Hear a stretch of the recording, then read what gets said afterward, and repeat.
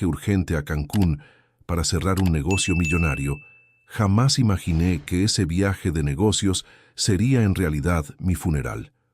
Tampoco imaginé que, mientras el yate ardía en llamas en medio del Caribe, él ya estaba calculando cuánto dinero recibiría de mi seguro de vida. Pero lo que Alejandro nunca supo es que yo nadé hasta la costa, sobreviví, y regresé a la Ciudad de México con un solo propósito: destruir su vida como él intentó destruir la mía. Pero antes de entrar en la historia, apóyanos dándole like y suscribiéndote ahora mismo. También quiero saludarlos.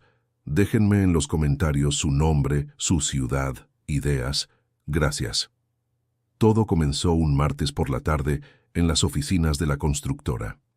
Yo acababa de terminar una junta con los accionistas cuando Alejandro entró a mi despacho, con esa sonrisa que siempre usaba cuando quería algo. Llevábamos 3 años casados. Nos habíamos conocido en una cena de negocios en Polanco. Él trabajaba en finanzas corporativas, era guapo, carismático, inteligente. Mi madre, doña Elena, nunca confió en él completamente.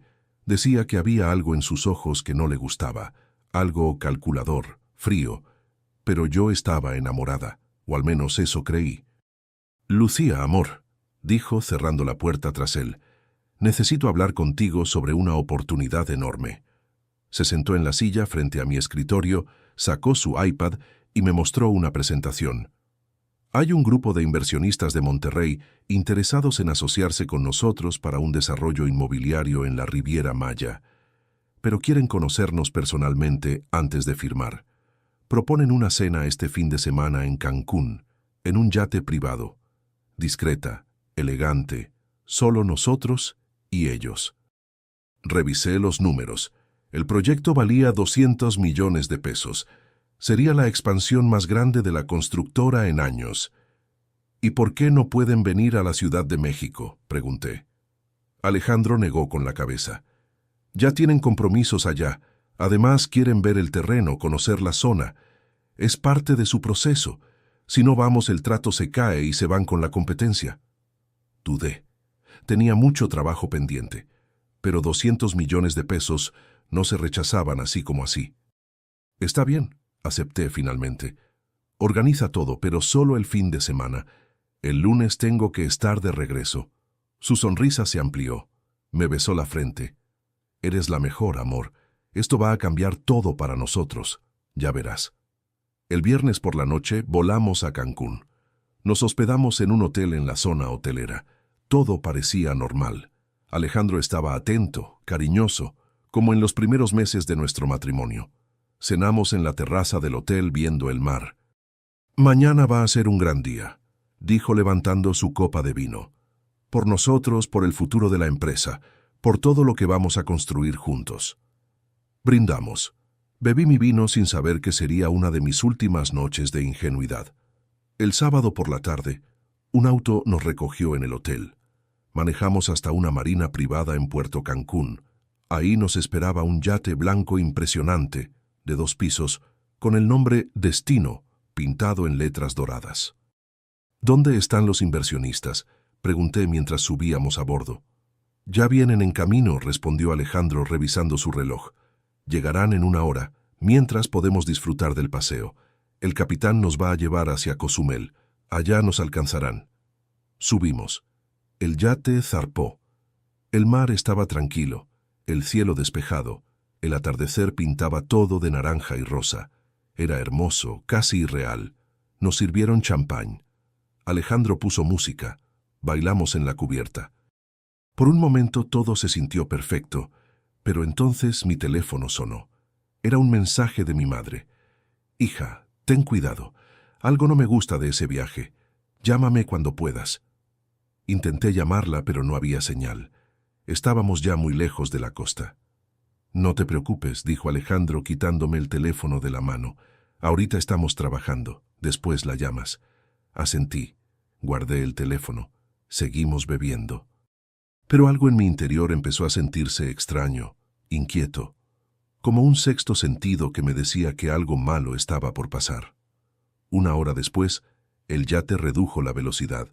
Estábamos en medio del Caribe, rodeados de agua por todos lados, sin otra embarcación a la vista. ¿Y los inversionistas?, pregunté. Alejandro miró su reloj. Se retrasaron, pero ya vienen. Bajé a la cabina principal para usar el baño. Fue entonces cuando lo escuché. Voces. Alejandro hablando con alguien en voz baja. Pero no estábamos solos. Había otra persona en el yate. Me acerqué despacio, la voz era de una mujer. Reconocí el tono inmediatamente. Paola, la asistente de Alejandro en la oficina. Una mujer joven, atractiva, siempre demasiado amigable con mi esposo. ¿Ya está lista la moto acuática?, escuché que preguntaba Alejandro. Sí, respondió ella. En cuanto explote la sala de máquinas nos vamos. El capitán ya recibió su pago. Se va a tirar al agua antes de que todo estalle. Nosotros salimos en la moto y... Mi corazón se detuvo. Explotar. Sala de máquinas. Salir en la moto. Mi cerebro tardó segundos en procesar lo que estaba escuchando. Y entonces lo entendí todo. No había inversionistas. No había cena de negocios. Todo era una trampa. Alejandro y Paola habían planeado matarme. Iban a hacer explotar el yate conmigo adentro, cobrar el seguro de vida, heredar mi parte de la constructora y desaparecer juntos con mi dinero. Retrocedí en silencio, intentando no hacer ruido. Mi mente corría a 1000 por hora. Tenía que salir de ahí. Tenía que escapar. Pero antes de que pudiera moverme, Alejandro apareció en la puerta. Me vio. Nuestros ojos se encontraron. Y en ese momento supe que él sabía que yo había escuchado todo. Amigos, cada historia que les cuento sale todos los días.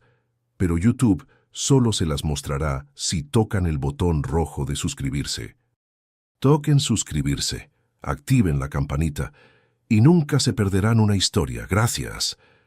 Lucía, dijo Alejandro con una calma aterradora. Su voz no tenía emoción, como si estuviera leyendo el menú de un restaurante. No debiste escuchar eso. Retrocedí. Alejandro, ¿qué está pasando? ¿Qué es todo esto? Él avanzó hacia mí. Detrás de él apareció Paola. Traía un vestido negro, el cabello recogido, y en la mano sostenía algo que brillaba. Un cuchillo. Lo siento, Lucía, dijo ella sin una pizca de arrepentimiento. Pero esto es necesario. Tú tienes todo. Nosotros no tenemos nada. Es hora de que las cosas cambien. Intenté correr. Alejandro me agarró del brazo. Forcejeamos. Grité pidiendo ayuda, pero el capitán ya se había ido. Estábamos solos en medio del mar. ¿Por qué?, logré preguntar mientras luchaba por liberarme. ¿Por dinero? ¿Por la empresa? ¿Valgo tan poco para ti? Alejandro me miró directo a los ojos. No es personal, Lucía. Son negocios. Tú nunca me ibas a dar el control de la constructora. Tu madre tampoco. Siempre iba a ser la heredera consentida, la niña rica. Pero muerta yo heredo todo. Somos esposos. La ley me favorece. Me empujó con fuerza. Caí contra la pared. Mi cabeza golpeó el filo de una mesa. Sentí sangre caliente bajando por mi frente. No puedes hacer esto, supliqué aturdida. Mi madre sospechará. La policía investigará. Paola se rió. Una risa fría, cruel. Tu madre es una vieja que ya está muy sola. Nadie va a sospechar nada. Fue un accidente, un terrible accidente en alta mar. El yate explotó. Tú moriste quemada. Alejandro quedó destrozado. Fin de la historia. Alejandro me agarró de nuevo. Me arrastró hacia la cubierta. Yo pataleaba, mordía, arañaba, pero él era más fuerte. Me aventó al suelo. Paola bajó corriendo hacia la sala de máquinas.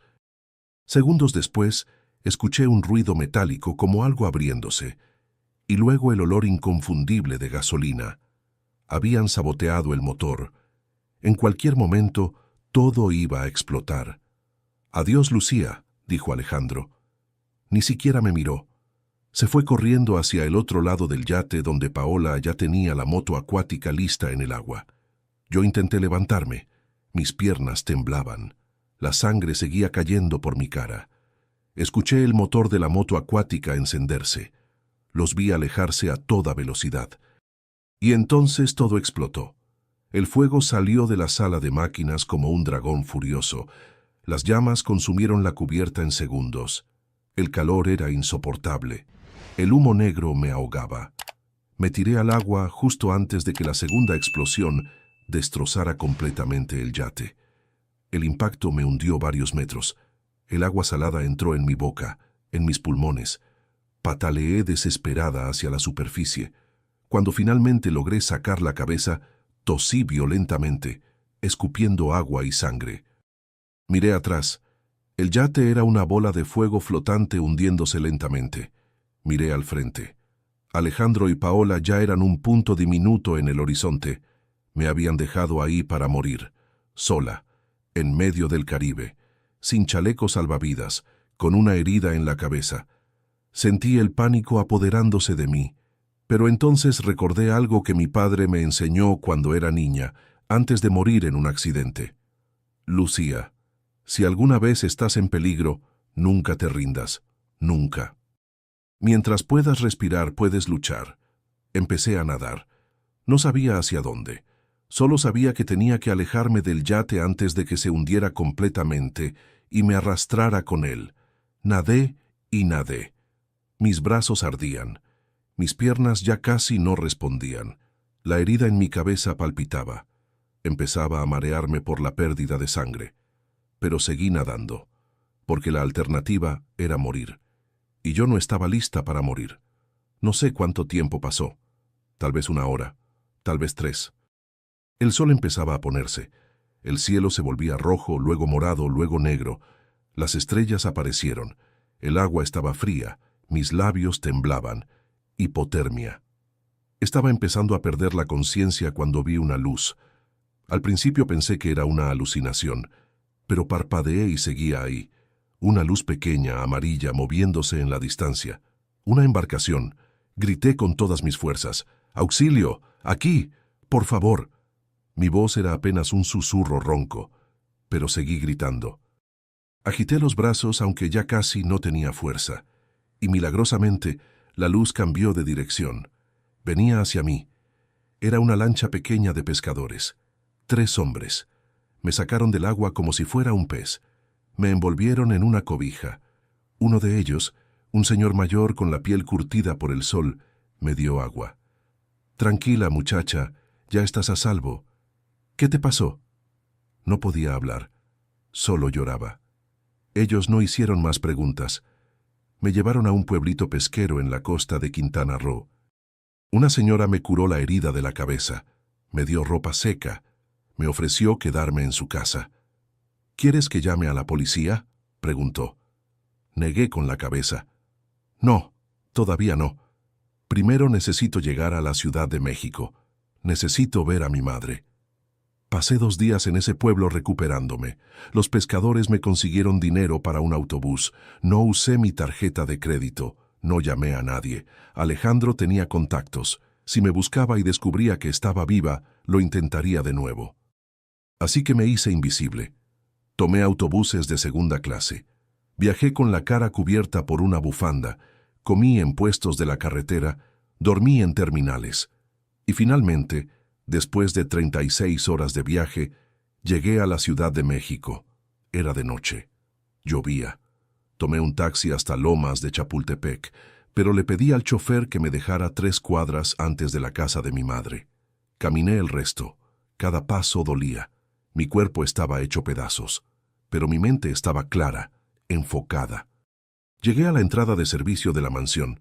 Toqué despacio. La empleada de confianza, doña Rosa, abrió. Me vio y casi se desmaya. «Dios mío, niña Lucía, pero usted está muerta», completé. «Lo sé. ¿Dónde está mi madre?» Doña Rosa me hizo pasar rápidamente. Me llevó a la sala. «Espere aquí, voy por la señora». Subió las escaleras corriendo. Segundos después, escuché pasos apresurados. Mi madre bajó en bata, con el rostro desencajado. Cuando me vio, se detuvo en seco. Sus ojos se llenaron de lágrimas. «Lucía», susurró. «Mi niña. Dijeron que habías muerto en el yate». Caminó hacia mí despacio, como si tuviera miedo de que fuera un fantasma. La abracé con fuerza, y ahí, en los brazos de mi madre, finalmente me permití llorar. Pero las lágrimas no duraron mucho, porque cuando le conté todo, cuando le expliqué lo que Alejandro y Paola habían hecho, mi madre cambió. Su tristeza se transformó en rabia, una rabia fría, calculada, peligrosa. «Ese maldito», dijo entre dientes. «Vino aquí hace 2 días. Lloró en mi sala. Me dijo que tu cuerpo se había quemado completamente, que las autoridades suspendieron la búsqueda. Y yo, como idiota, lo consolé». Se levantó. Caminó hacia la ventana. «¿Qué quieres hacer, hija? ¿Vamos con la policía?» Negué con la cabeza. «Todavía no. Primero quiero que se confíe, que piense que ganó, que crea que se salió con la suya, y cuando esté más relajado, más seguro, entonces lo destruimos». Mi madre sonrió. Una sonrisa que nunca le había visto. Fría, vengativa. «Me gusta cómo piensas, hija. Ese desgraciado no sabe con quién se metió». Los días siguientes fueron de preparación silenciosa. Me quedé escondida en la mansión, siempre en las habitaciones del segundo piso donde nadie excepto mi madre y doña Rosa tenían acceso. Mi madre contrató a un médico de confianza, el doctor Ramírez, un viejo amigo de la familia que había atendido a mi padre antes de morir. Vino discretamente por la entrada de servicio. Revisó mis heridas, me hizo estudios, confirmó que no tenía daño cerebral ni fractura en el cráneo. «Tuviste mucha suerte, Lucía», dijo guardando su estetoscopio. «Muy pocas personas sobreviven a algo así». Mientras yo me recuperaba físicamente, mi madre se convirtió en mi espía. Empezó a frecuentar a Alejandro, a invitarlo a comer, a preguntarle sobre los últimos momentos conmigo. Él interpretaba su papel a la perfección. Lloraba en el momento justo, hablaba de lo mucho que me amaba.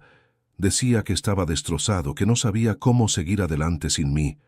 «Es un actor nato», me dijo mi madre una tarde después de comer con él. Casi me convence, casi olvido que es un asesino. Pero lo más interesante llegó cuando mi madre empezó a revisar los documentos legales. Alejandro había ido con el notario apenas 3 días después de mi supuesta muerte. Presentó el acta de defunción expedida por las autoridades de Quintana Roo, certificados médicos falsos, testimonios del capitán del yate, que también estaba comprado. Todo perfectamente orquestado. Y lo más grave, había falsificado un testamento. Un testamento donde supuestamente yo dejaba todo a su nombre. La constructora, las propiedades, las cuentas bancarias. Todo. «¿Cómo es posible que el notario aceptara eso?», pregunté furiosa cuando mi madre me enseñó los documentos. Ella negó con la cabeza. «El notario Hernández es honesto, pero Alejandro presentó un testamento que parece legítimo. Tiene sellos, firmas, todo. Probablemente pagó a alguien para falsificarlo. Y como yo estaba en shock por tu muerte, no presté atención a los detalles. Firmé donde me dijeron, estaba ciega de dolor. Revisamos el testamento falso. La firma no era mía. Se parecía, pero había diferencias claras. La fecha era de 6 meses atrás, supuestamente firmado en una notaría de Monterrey. Llamé a un investigador privado de confianza, el licenciado Ortega, alguien que había trabajado con mi padre en el pasado. Le pedí que investigara discretamente. En 3 días me trajo la verdad. El notario de Monterrey no existía. La dirección era falsa, los sellos eran forjados, todo era un fraude perfecto. Pero lo que realmente me heló la sangre fue lo que descubrimos sobre Paola. El investigador siguió sus movimientos. Resultó que ella y Alejandro eran amantes desde hacía 2 años. Desde antes de que yo me casara con él. Todo había sido planeado desde el principio. Conocerme, enamorarme, casarse conmigo, esperar el momento perfecto para eliminarme. Y Paola no era solo una amante. Tenía antecedentes. Había estado involucrada en un caso de fraude en Guadalajara 5 años atrás. Nunca fue procesada por falta de pruebas, pero el patrón era el mismo: seducir a hombres con dinero, planear robos, desaparecer. «Esta mujer es una profesional», dijo el licenciado Ortega mostrándome fotos de vigilancia. «Y Alejandro es su cómplice perfecto. Juntos son letales». Miré las fotos. Paola entrando a un departamento de lujo en Santa Fe. Alejandro llegando una hora después. Los dos saliendo juntos, riéndose, tomados de la mano. En una de las fotos estaban en un restaurante caro en Polanco, brindando con champán. Mi champán, mi dinero, mi vida que ellos habían intentado robar. Quiero evidencia de todo, le dije al investigador. Conversaciones, mensajes, movimientos bancarios, todo. Cuando vayamos con las autoridades, quiero que no haya forma de que escapen. Él asintió. Entendido. Pero va a tomar tiempo. Estas personas son cuidadosas. Tengo tiempo, respondí. Todo el tiempo del mundo. Mientras tanto, Alejandro seguía con su farsa. Organizó un rosario en mi honor en una iglesia de Polanco. Invitó a todos nuestros conocidos, clientes de la constructora, amigos, familiares. Mi madre tuvo que ir. Tuvo que escucharlo hablar de mí, de nuestro amor, de lo injusta que era la vida. Fue la peor tortura de mi vida, me dijo esa noche. Ver a ese monstruo fingir que le importabas. Tuve que morderme la lengua para no gritarle la verdad frente a todos. Pero había algo más que Alejandro estaba planeando. El investigador descubrió que había organizado un evento. Un homenaje luctuoso en un salón exclusivo en Polanco. Pero no era solo un homenaje. Era su coronación. Había invitado a todos los accionistas de la constructora, a la prensa especializada, a figuras importantes del sector inmobiliario. El propósito, anunciar que él era el nuevo CEO, que bajo su liderazgo la empresa iba a crecer, a expandirse, a alcanzar nuevas alturas. Tiene planeado hacer esto en 2 semanas, me informó el licenciado Ortega. El evento es el viernes 15 de noviembre a las 8 de la noche. Va a ser grande. Aparentemente ya hasta contrató un servicio de catering de lujo y un fotógrafo profesional. Sonreí. Era perfecto, demasiado perfecto. Ahí es donde lo vamos a atrapar, le dije. Vamos a dejar que haga su show, que se sienta triunfador, y justo cuando esté más confiado, más seguro, más arrogante, ahí es cuando yo voy a regresar de entre los muertos. Mi madre me miró preocupada. ¿Estás segura, hija? Va a ser muy público, muy arriesgado. Asentí. Exactamente por eso va a funcionar. Alejandro no va a poder escapar, no va a poder inventar excusas, va a estar rodeado de testigos, de cámaras, de la élite empresarial de la Ciudad de México. Y cuando todos vean que estoy viva, que él mintió, que me intentó asesinar, su vida se va a acabar, para siempre.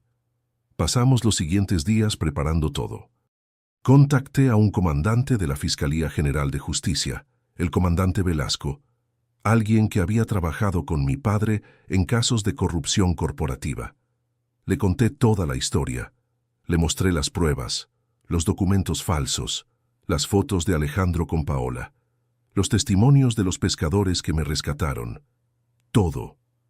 Esto es suficiente para un arresto inmediato, dijo el comandante. Podemos detenerlo ahora mismo. No, insistí. Quiero hacerlo en el evento. Quiero que todos lo vean. Quiero que su caída sea pública, humillante, total. El comandante dudó. Es arriesgado. Podría intentar huir. No lo hará, aseguré. Su ego no se lo va a permitir. Alejandro necesita ese momento de gloria. Necesita que todos lo vean como el heredero legítimo. Va a estar ahí, te lo garantizo.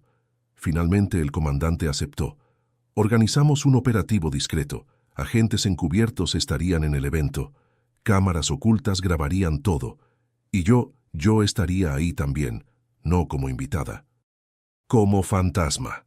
Como la muerta que volvió a la vida para hacer justicia. Si quieren saber cómo termina esta historia y conocer muchas más, denle al botón rojo de suscribirse. Es gratis y me ayuda muchísimo. Los días previos al evento fueron de tensión constante. Me cortaron el cabello diferente. Me lo teñí de un tono más oscuro. Perdí peso por el estrés y la ansiedad. Cuando me vi al espejo, casi no me reconocí. Ya no era la Lucía de antes. Era alguien más, alguien endurecida. Alguien que había mirado a la muerte de frente y había sobrevivido. El licenciado Ortega me trajo más evidencia. Había logrado hackear el teléfono de Paola con ayuda de un experto en informática forense. Encontramos mensajes entre ella y Alejandro de meses atrás. Conversaciones donde planeaban cada detalle del accidente, donde discutían cuánto dinero recibirían del seguro, donde se reían de lo fácil que había sido engañarme. «Lucía es tan ingenua», escribió Paola en un mensaje. «Crece en el amor verdadero como si fuera una película. Va a ser facilísimo». Leer esos mensajes me dolió más que las quemaduras, más que los golpes, más que casi ahogarme en el mar, porque confirmaban algo que yo no quería aceptar. Nuestro matrimonio había sido una mentira desde el primer día. Alejandro nunca me amó. Solo amó mi dinero, mi apellido, mi empresa. Yo había sido un medio para un fin, nada más. Mi madre notó mi tristeza. «No es tu culpa, hija», me dijo una noche mientras cenábamos solas en su estudio. «Ese hombre es un psicópata, un manipulador profesional. Engañó a todos, a mí también, y aunque nunca confié completamente en él, nunca imaginé que fuera capaz de algo así». Tomó mi mano entre las suyas, «Pero ahora vamos a hacer que pague, por cada lágrima, por cada mentira, por cada segundo que te hizo creer que te amaba cuando solo te estaba usando». El día del evento finalmente llegó, viernes 15 de noviembre. El cielo de la Ciudad de México amaneció gris, nublado, como si la ciudad misma supiera que algo importante estaba por suceder. Pasé el día preparándome mentalmente, repasando el plan una y otra vez con el comandante Velasco. Él y su equipo estarían posicionados en el salón desde temprano. Camarógrafos encubiertos, agentes vestidos de meseros, todo listo para capturar cada momento. «¿Estás lista para esto?», me preguntó el comandante por teléfono esa tarde. «Más que nunca», respondí. «Es hora de que Alejandro conozca a la verdadera Lucía, no la ingenua que él conoció, sino la mujer que sobrevivió a su traición y que va a destruir su vida». Mi madre y yo llegamos al salón a las 7:30 de la noche. Entramos por la parte de atrás, discretamente, escoltadas por 2 agentes de civil. El lugar era impresionante, un salón enorme en uno de los hoteles más exclusivos de Polanco, arreglos florales gigantescos, mesas decoradas con manteles de seda, pantallas enormes en las paredes, una barra de bebidas premium, todo pagado con mi dinero. Nos instalamos en una sala de monitoreo que el comandante había preparado. Desde ahí podía ver todo a través de las cámaras ocultas. A las 8 en punto empezaron a llegar los invitados. Reconocí a varios. Accionistas de la constructora, competidores del sector, periodistas de revistas de negocios, todos vestidos elegantemente, todos ahí para presenciar el ascenso de Alejandro. A las 8:15 él llegó. Estaba impecable, traje negro italiano, corbata de seda, cabello perfectamente peinado, la imagen del viudo exitoso que superó su tragedia y estaba listo para liderar. Paola llegó minutos después, vestido azul marino, discreto pero elegante. Se mantuvo a distancia de Alejandro en público, pero yo podía ver las miradas que cruzaban, las sonrisas cómplices, el lenguaje corporal de 2 personas que compartían un secreto oscuro. La velada comenzó. Alejandro dio un discurso. Habló de mí, de lo maravillosa que era, de cómo mi muerte había sido la tragedia más grande de su vida. «Lucía no solo era mi esposa», dijo con voz emocionada, fingiendo que se le quebraba. «Era mi mejor amiga, mi socia, mi inspiración, y aunque ya no está físicamente con nosotros, su espíritu vive en esta empresa. Y yo, como su viudo, como su compañero de vida, prometo honrar su legado llevando esta constructora a nuevas alturas». La gente aplaudió. Algunos se secaron las lágrimas. Mi madre, sentada a mi lado en la sala de monitoreo, apretaba los puños con tanta fuerza que sus nudillos estaban blancos. «Tranquila, mamá», susurré. «Ya casi es hora». Ella asintió sin decir nada. Alejandro continuó. Habló de los nuevos proyectos, de la expansión a Monterrey y Guadalajara, de cómo la empresa iba a duplicar sus ganancias en los próximos 2 años bajo su liderazgo. Levantó una copa de champán. «Brindo por Lucía», dijo con esa sonrisa falsa que tan bien conocía. «Por la mujer que me dio todo, por la mujer que, aunque ya no está, seguirá siendo la razón de mi éxito. Todos levantaron sus copas. Por Lucía, repitieron al unísono. Y fue en ese momento cuando el comandante Velasco me miró. ¿Lista? Asentí. Lista. Él hizo una señal. Las luces del salón se apagaron de golpe. La gente gritó sorprendida. Hubo murmullos. Alguien preguntó qué estaba pasando.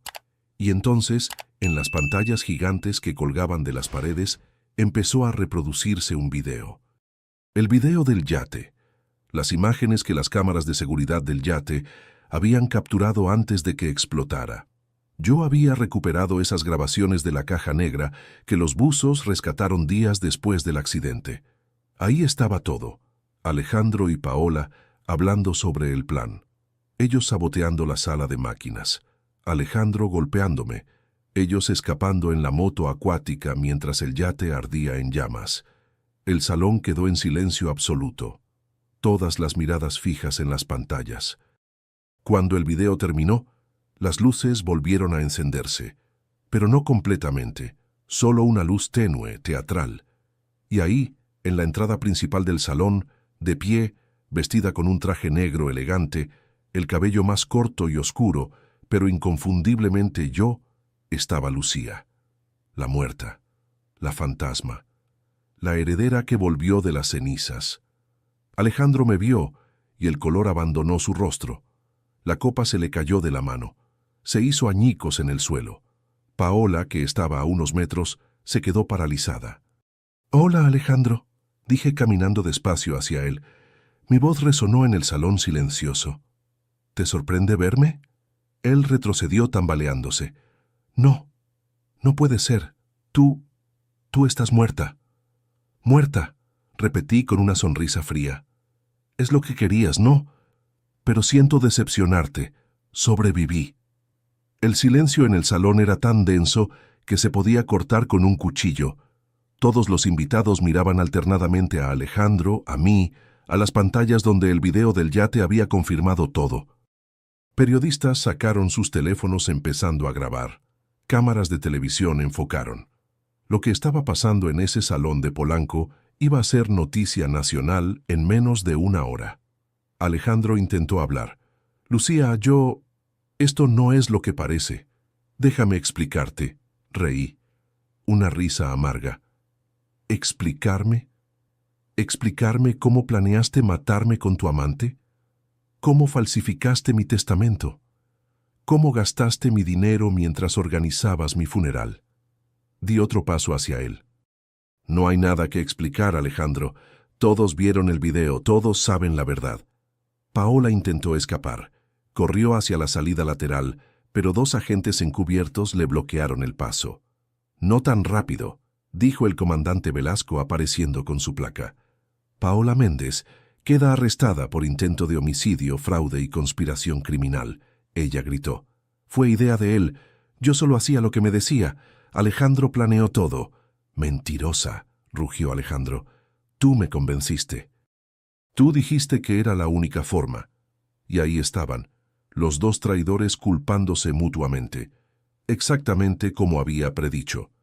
El comandante Velasco se acercó a Alejandro. «Alejandro Torres queda arrestado por intento de homicidio calificado, fraude al seguro de vida, falsificación de documentos y lavado de dinero. Tiene derecho a guardar silencio. Todo lo que diga puede y será usado en su contra». Alejandro me miró con odio puro. Ya no había rastro del hombre encantador que fingía ser. Solo quedaba el monstruo real. «Te debiste haber muerto», escupió. «Todo estaría perfecto si te hubieras muerto como debías». «Pero no me morí», respondí firme. «Y ahora vas a pagar por todo. Cada mentira, cada golpe, cada segundo que me dejaste creer que me amabas cuando solo querías mi dinero». Los agentes esposaron a Alejandro y Paola. La gente del salón explotó en murmullos. Algunos aplaudían, otros tomaban fotos. Los periodistas hacían preguntas a gritos. Mi madre salió de la sala de monitoreo y caminó hacia mí. Me abrazó fuerte. «Lo lograste, hija. Lo lograste». «Lo logramos», corregí. «Juntas». Mientras se llevaban a Alejandro, Uno de los accionistas de la constructora, el señor Villarreal, se acercó. Señorita Lucía, en nombre de todos los accionistas, quiero disculparme. Caímos en su engaño. Creímos su historia, pero ahora que sabemos la verdad, queremos que retome su lugar como líder de la empresa. Usted es la verdadera heredera. La verdadera CEO. Otros accionistas se acercaron asintiendo, ofrecieron disculpas, prometieron apoyo. En ese momento me di cuenta de que no solo había recuperado mi vida, había recuperado mi empresa, mi reputación, mi futuro. Todo lo que Alejandro intentó robarme estaba de vuelta en mis manos. Esa noche dimos una conferencia de prensa. El comandante Velasco explicó los detalles del caso. Yo conté mi historia, cómo sobreviví, cómo nadé hasta la costa, cómo me escondí para planear mi regreso. Los medios lo llamaron el milagro de Cozumel, la heredera fantasma, la mujer que venció a la muerte. Los titulares aparecieron en todos los noticieros, en todos los periódicos, en todas las redes sociales. El juicio comenzó 3 meses después. El fiscal presentó todas las pruebas. El video del yate, los mensajes entre Alejandro y Paola, el testamento falsificado, los testimonios de los pescadores que me rescataron. El capitán del yate, presionado por las autoridades, confesó que Alejandro le había pagado 500,000 pesos para abandonar la embarcación antes de la explosión. Todo el plan quedó al descubierto. La defensa de Alejandro intentó argumentar que había sido manipulado por Paola, que ella lo había seducido, que él estaba bajo control psicológico. Pero el fiscal destrozó esa teoría mostrando evidencia de que Alejandro había estado planeando algo así desde antes de conocerme. Había investigado a mi familia, había estudiado las finanzas de la constructora. Todo había sido calculado, premeditado, ejecutado con frialdad. Paola, por su parte, intentó negociar. Ofreció testificar contra Alejandro a cambio de una sentencia reducida. El fiscal aceptó parcialmente. Ella confesó todo en detalle. Cómo se conocieron en un bar de Monterrey, cómo planearon acercarse a mí, cómo Alejandro fingió el romance perfecto, cómo esperaron el momento ideal para ejecutar el plan. Él me prometió que con el dinero empezaríamos una nueva vida en Europa, dijo llorando en el estrado. Me dijo que era amor, pero solo me usó como cómplice. El juez escuchó todo, analizó las pruebas, deliberó con el jurado, y finalmente, después de 2 semanas de juicio, llegó el veredicto. Alejandro Torres, dijo el juez con voz firme.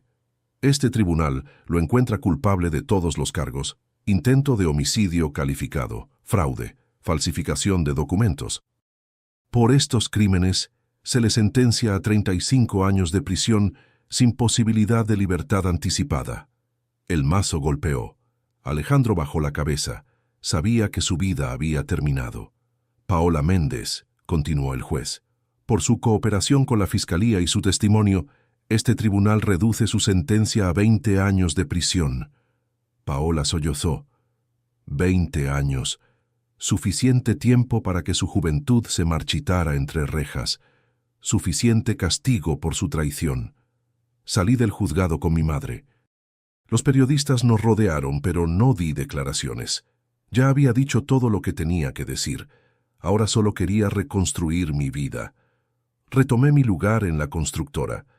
Los primeros meses fueron difíciles. Algunos empleados me miraban con lástima, otros con admiración. Pero poco a poco demostré que era capaz, que era fuerte, que no era la víctima que Alejandro pensó que sería.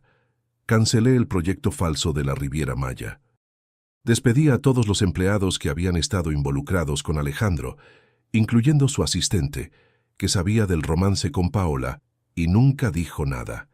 Limpié la empresa de toda su influencia. Y luego empecé a construir algo nuevo. Proyectos honestos, transparentes, éticos. 1 año después, la constructora había crecido un 40%. Habíamos ganado contratos importantes. Nuestra reputación se había restaurado completamente. Y yo había encontrado paz. No olvido lo que pasó. Las cicatrices en mi cuerpo me lo recuerdan cada día, pero ya no me definen. Ya no soy la mujer que casi muere en un yate. Soy la mujer que sobrevivió, que luchó, que ganó. Hoy, 3 años después de aquella noche en Polanco, miro hacia atrás y veo una vida dividida en dos. La Lucía de antes del yate, ingenua, confiada, enamorada de un fantasma. Y la Lucía de después, fuerte, independiente, consciente de su valor. No me arrepiento de haber amado. Me arrepiento de no haber visto las señales. Pero eso me enseñó a confiar en mi instinto, a escuchar esa vocecita interna que mi madre siempre tuvo y que yo ignoré. Visité a Alejandro una vez en prisión, no porque lo perdonara, sino porque necesitaba cerrar ese capítulo completamente. Lo vi del otro lado del vidrio, había envejecido, canas en el cabello, arrugas profundas. La cárcel lo había destruido física y mentalmente. «¿Qué quieres?», me preguntó con amargura. «Nada», respondí. «Solo quería que vieras lo que perdiste. Quería que vieras a la mujer que sobrevivió a tu traición y que ahora es más exitosa que nunca. Quería que supieras que no me destruiste. Me hiciste más fuerte». Se quedó callado. No había nada que pudiera decir. Me levanté para irme. Antes de salir, me volteé una última vez. Espero que estos 35 años te den tiempo para pensar en lo que hiciste, para entender que el dinero no vale una vida, que la ambición sin ética solo lleva a la destrucción, y que yo, la mujer que intentaste matar, soy la prueba viviente de que el mal nunca gana al final. Salí sin mirar atrás. Mi madre falleció el año pasado. Cáncer. Fue rápido, pero antes de irse me tomó la mano y me dijo: «Estoy orgullosa de ti, hija. No solo sobreviviste, prosperaste, eso es lo que importa». Le di un beso en la frente. «Gracias por estar siempre, mamá, por creerme, por luchar conmigo». Ella sonrió. «Siempre, mi niña, siempre». Ahora dirijo la constructora sola. Tengo un equipo increíble, gente honesta, trabajadora, leal. He aprendido a detectar a los Alejandros del mundo, a los manipuladores, a los que solo buscan beneficio propio, y cuando los encuentro, los alejo inmediatamente. No doy segundas oportunidades en eso. La confianza se gana, y una vez perdida no se recupera. ¿He vuelto a amar? No de la forma en que amé a Alejandro. Ese tipo de amor ciego ya no existe en mí. Pero he aprendido a amarme a mí misma, a valorar mi compañía, a disfrutar mi soledad. Y si algún día llega alguien que valga la pena, será bienvenido, pero solo si demuestra con hechos, no con palabras, que merece estar en mi vida. La historia de aquella noche en el yate se convirtió en leyenda. Escribieron libros sobre ella, hicieron un documental. Me pidieron que diera charlas motivacionales, y lo hago, porque quiero que otras mujeres sepan que pueden sobrevivir, que la traición no es el final, que el dolor puede transformarse en poder, que renacer de las cenizas no es solo un mito, es posible. Si llegaste hasta aquí, quiero agradecerte. Esta historia no fue fácil de contar, pero era necesaria, porque demuestra que no importa cuán oscuro sea el abismo, siempre hay una forma de salir. Siempre hay esperanza, siempre hay justicia. Si te gustó esta historia, haz clic en suscríbete y cuéntame en los comentarios qué parte te impresionó. ¿Fue la explosión del yate? ¿Mi regreso en el evento? ¿La sentencia? Quiero saber. Mañana hay más historias. Nos vemos allí. Esta narrativa tiene como único propósito inspirar reflexión sobre las relaciones, la importancia de la honestidad, el perdón y el valor del tiempo. No debe interpretarse como consejo legal o de ningún otro tipo profesional. Si estás enfrentando situaciones difíciles, busca apoyo de profesionales cualificados. Este contenido es apto para